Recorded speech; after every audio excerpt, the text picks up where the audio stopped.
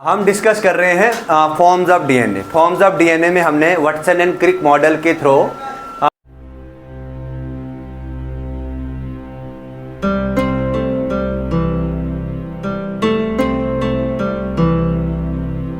Discuss किया था B form of DNA. और बी फॉर्म ऑफ डीएनए एक हाइड्रेटेड फॉर्म ऑफ डीएनए है और ये hydrated form of DNA 90 to 95% पाया जाता है। ठीक है ना। ये बैक्टीरिया से लेकर एंजियोस्पर्म में और बैक्टीरिया से लेकर किंगडम एनिमेलिया तक पाया जाता है। क्लियर है ये चीज़। नाउ ये जो बी फॉर्म ऑफ डीएनए है ये हमने पढ़ा था। This was explained by Watson and Crick model of DNA. Now this B form of DNA जब हम इसको हाई साल्ट कंसंट्रेशन से ट्रीट करेंगे, यानी कि लो ह्यूमिड कंडीशन में ट्रीट करेंगे या लो वाटर कंटेंट में ट्रीट करेंगे, यानी कि अगर हम इसको डिहाइड्रेटेड कर लेंगे तो डिहाइड्रेटेड फॉर्म ऑफ डीएनए जो है ये कन्वर्ट हो जाता है ए फॉर्म ऑफ डीएनए में। यानी कि जो हाइड्रेटेड फॉर्म ऑफ डीएनए ये डिहाइड्रेटेड फॉर्म ऑफ डीएनए में कन्वर्ट होगा। कब? During experimental conditions. कब? Experimental condition. अब ये एक्सपेरिमेंटल कंडीशंस क्या है? ये एक्सपेरिमेंटल कंडीशंस या तो हाई साल्ट कंसंट्रेशन हो सकता है ना, ये एक्सपेरिमेंटल कंडीशन या लो वाटर कंटेंट हो सकता है। ये एक्सपेरिमेंटल कंडीशन जो है वो डिहाइड्रेटेड फॉर्म हो सकती है। क्लियर है ये चीज। Now this A form of DNA, this A form of DNA experimental condition में ऑब्टेन होता है। याद रखना बायोलॉजिकल लाइफ में ऐसा फॉर्म ऑफ डीएनए नहीं होता है। ठीक है ना, एक्सपेरिमेंटल कंडीशन में होता है ये। और ये बेसिकली एक डबल स्टैंडर्ड डीएनए होता है। ये डबल स्टैंडर्ड डीएनए जो है ये भी एंटी पैरेलली रन करता है। ऐसे करके ये डबल स्टैंडर्ड डीएनए है और ये डबल स्टैंडर्ड डीएनए जो है वो एंटी पैरेलली लाई करेगा। ठीक है। नाउ एक one strand is 3 prime to 5 prime and other strand is 5 prime to 3 prime and 3 prime end पे हाइड्रोक्सिल ग्रुप फ्री होता है और 5 प्राइम एंड पे फास्फोरस ग्रुप फ्री होता है। ठीक है ना। नाउ ये भी राइट हैंडेड स्ट्रक्चर है। B form of DNA is right handed. Now this A form of DNA is also right handed. इसकी हेलिसिटी जो है वो राइट हैंडेड है। हेलिक्स का डायमीटर यहाँ पे चेंज होता है। यहाँ पे 3.5 एंगस्ट्रॉम होता है, यानी कि 2.5 नैनोमीटर। यहाँ पे हेलिक्स की हाइट भी चेंज हो जाती है, दैट इज 24 एंगस्ट्रॉम होता है, यानी कि 2.4 नैनोमीटर। यहाँ पे एक हेलिक्स में 11 बेस पेयर्स होते थे। अगर हम बी फॉर्म ऑफ डीएनए की बात करें वहाँ पे 10.5 बेस पेयर होते थे। यहाँ पे डिस्टेंस बिटवीन 2 बेस पेयर जो है वो 2.3 एंगस्ट्रॉम होता है, यानी कि इन सब चीज़ों में यहाँ पे चेंज देखने को मिलता है।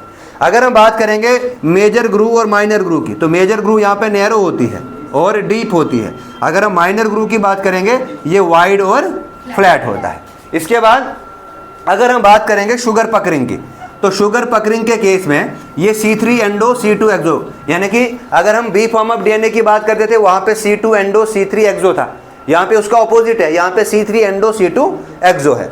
और यहाँ पे जो ग्लाइकोसिडिक बॉन्ड बनता है, the bond between nitrogenous base and pentose sugar, है ना, या डीऑक्सीराइबो शुगर, ये जो ग्लाइकोसिडिक बॉन्ड बनता है ये एंटी ओरिएंटेशन आता है। एंटी ओरिएंटेशन, ये अपोजिट ओरिएंटेशन में नहीं आता है, ये एंटी ओरिएंटेशन में आता है। Now this form of DNA do not occur in biological process. ऐसा फॉर्म ऑफ डीएनए जो है वो बायोलॉजिकल प्रोसेस में नहीं होता है। नाउ दिस अब क्या करेंगे हम, ये तो सेकंड टाइप आ गई ए फॉर्म ऑफ डीएनए। अब न एक और फॉर्म आती है that is known as Z form of DNA. ये जो जेड फॉर्म ऑफ डीएनए है, हम क्या करते हैं कि जो बी फॉर्म ऑफ डीएनए है, इस बी फॉर्म ऑफ डीएनए में अल्टरनेट प्यूरिन पिरिमिडीन सीक्वेंस आता है। ये जो अल्टरनेट प्यूरिन, पहले प्यूरिन आएगा फिर पिरिमिडीन, फिर प्यूरिन, फिर पिरिमिडीन, फिर प्यूरिन, फिर पिरिमिडीन, ऐसी अल्टरनेट में सीक्वेंस आएगा। एक प्यूरिन एक पिरिमिडीन, एक प्यूरिन एक पिरिमिडीन, अल्टरनेट में आएगा। तो जब ये अब क्या आएगा, जैसे साइटोसिन और गवानीन है ना, साइटोसिन और गवानीन, पहले प्यूरिन फिर पिरिमिडीन, फिर प्यूरिन फिर पिरिमिडीन, तो एक आइलैंड बन जाता है। इसको कहते हैं CPG आइलैंड। क्या कहते हैं? और ये जो CPG आइलैंड है, इस CPG आइलैंड पे मिथाइलेशन होता है, यानी कि ये मिथाइलेटेड हो जाती है, यानी कि यहाँ पे CH3 जुड़ जाता है। जब ये मिथाइलेटेड हो गया तो बन जाता है जेड फॉर्म ऑफ डीएनए। तो Z form of DNA is methylated form of B form of DNA. ठीक है ना। तो in this Z form of DNA, इस जेड फॉर्म ऑफ डीएनए में क्या फीचर्स है ये अब हमने डिस्कस करना है। देखिए जेड फॉर्म ऑफ डीएनए जो है ये भी डबल स्टैंडर्ड है। ठीक है, ये जेड फॉर्म ऑफ डीएनए भी एंटी पैरेलल है, मतलब यहाँ पे 2 स्ट्रैंड्स होंगे, है ना, और ये दोनों स्ट्रैंड्स एंटी पैरेलल में रन करेंगे। इसकी हेलिसिटी जो है वो लेफ्ट हैंडेड होगी। अगर हम बात करेंगे बी फॉर्म ऑफ डीएनए या ए फॉर्म ऑफ डीएनए की, ये राइट हेलिकल है, ये लेफ्ट हेलिकल है। इसमें हेलिक्स डायमीटर जो 18 एंगस्ट्रॉम है, मतलब उन दो के कंपैरिजन में बहुत कम है। हेलिक्स की हाइट 44 है, उन दो के कंपैरिजन में बहुत ज़्यादा है। एक हेलिक्स में 12 बेस पेयर है, वहाँ पे देखते हैं 10.5, फिर 11, यहाँ पे 12 base pair. Distance between 2 base pair, यहाँ पे 3.7, वहाँ पे 2.3। आई बात समझ। तो यहाँ पे भी चेंज देखने को मिलता है। यहाँ पे जो मेजर ग्रू है ये वाइड एंड ओपन रहती है, मेजर ग्रूव यहाँ पे वाइड एंड ओपन है, माइनर ग्रूव यहाँ पे नैरो एंड वेरी डीप रहती है। लेकिन अगर हम इसकी शुगर पकरिंग की बात करेंगे, इसमें अगर हम इसकी शुगर पकरिंग मोस्ट इंपॉर्टेंट है, तो this Z form of DNA में अगर हम शुगर पकरिंग देखेंगे तो पिरिमिडीन के लिए अलग से होगी और प्यूरिन के लिए अलग से होगी, ठीक है ना। तो शुगर पकरिंग अगर हम देखेंगे इसकी, एक तो हम देखेंगे प्यूरिन के लिए और दूसरा पिरिमिडीन के लिए। अब प्यूरिन के लिए शुगर पकरिंग कैसी होती है, शाबाश, है प्यूरिन के लिए होती है, प्यूरिन के लिए C2 एंडो और होती है C3 एक्सो। पिरिमिडीन के लिए होती है C3 एंडो और C2 एक्सो। मोस्ट इंपॉर्टेंट क्वेश्चन बन सकता है। शुगर पकरिंग के बाद आता है नेक्स्ट ग्लाइकोसिडिक बॉन्ड। क्या आता है, हाँ, ग्लाइकोसिडिक बॉन्ड और ग्लाइकोसिडिक लिंकेज। एक्सीलेंट। अब ये जो ग्लाइकोसिडिक बॉन्ड है ये प्यूरिन के लिए कैसा बनेगा और पिरिमिडीन के लिए कैसा बनेगा। तो प्यूरिन के लिए जो ग्लाइकोसिडिक बॉन्ड है वो कैसा बनता है, शाबाश, सिन ओरिएंटेशन। और पिरिमिडीन के लिए कैसा बनता है, पिरिमिडीन के लिए बनता है एंटी ओरिएंटेशन। क्लियर है ये चीज। तो ये थे 3 फॉर्म्स ऑफ डीएनए जिसमें हमने डिस्कस किया। बी फॉर्म ऑफ डीएनए कल हमने पढ़ा था, आज हमने डिस्कस किया that is a form of DNA and Z form of DNA. तो अब आपने क्या करना है, अब मैं आप एक साइड से लिखोगे आप ऐसे करके बी फॉर्म ऑफ डीएनए, फिर लिखोगे आप ए फॉर्म ऑफ डीएनए और लिखोगे आप जेड फॉर्म ऑफ डीएनए, ठीक है ना। ये ऐसे करके लिखोगे और यहाँ पे लिखोगे आप फीचर्स। क्या लिखोगे, फीचर्स। अच्छा, फीचर्स में आपने ये सारी चीज़ें लिखनी है, हेलिक्स, डायमीटर, हेलिक्स साइट वगैरह सारा करके आप एक टेबुलर फॉर्म में इसको क्लोज अप करोगे। क्लियर है, ये आपके लिए होमवर्क है, ठीक है। तो ये था आज का टॉपिक जिसमें हमने वेरियस फॉर्म्स ऑफ डीएनए पढ़ा, that is application of DNA. ये डीएनए कहाँ कहाँ पे अप्लाई होता है, डीएनए को हम कहाँ कहाँ पे अप्लाई करते हैं, बताओ, शाबाश। देखो एप्लीकेशन है ना, एप्लीकेशन पार्ट के डीएनए की क्या क्या एप्लीकेशंस है, बताओ, शाबाश। इसको हम, इसकी इम्प्लीकेशंस क्या है, यानी कि एप्लीकेशंस ऑफ डीएनए, शाबाश। देखिए डीएनए एक जेनेटिक मटेरियल है, डीएनए एक जेनेटिक मटेरियल है, तो ये एक जनरेशन से दूसरी जनरेशन में ही यही ट्रांसफ़र होता है। तो सबसे पहले अगर हम किसी ने पैटर्नल टेस्ट करना होगा या कोई क्रिमिनल है, क्रिमिनल की आइडेंटिफिकेशन करनी है, तो उसके लिए भी ये टेस्ट किया जाता है, ठीक है ना। इस डीएनए का ही टेस्ट होता है, दैट इज नंबर 1 इंपॉर्टेंस आती है इसकी, आइडेंटिफिकेशन ऑफ ह्यूमन, ठीक है, आइडेंटिफिकेशन ऑफ ह्यूमन।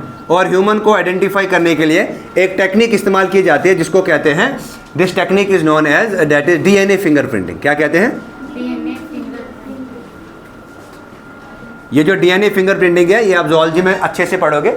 ये डीएनए फिंगरप्रिंटिंग जो एल्स जेफरे ने दी है, ये एल्स जेफरे ने दिया। डीएनए फिंगरप्रिंटिंग के साथ हम ये लगा सकते हैं, एक तो पैटर्निटी टेस्ट हम ले सकते हैं इसमें, और दूसरा जो क्रिमिनल्स वगैरह हैं उनका टेस्ट भी इससे कर सकते हैं, जहाँ से हम ये अंदाज़ा लगा सकते हैं कि ये मर्डर या जो भी कुछ भी है, जो भी क्रिमिनल एक्टिविटी है, ये कैसे हुई है, ठीक है ना। और बहुत सारे केसेस भी सॉल्व किए गए हैं through this DNA fingerprinting techniques है, ठीक है ना। नाउ दूसरा आता है मेडिसिन एंड जीन।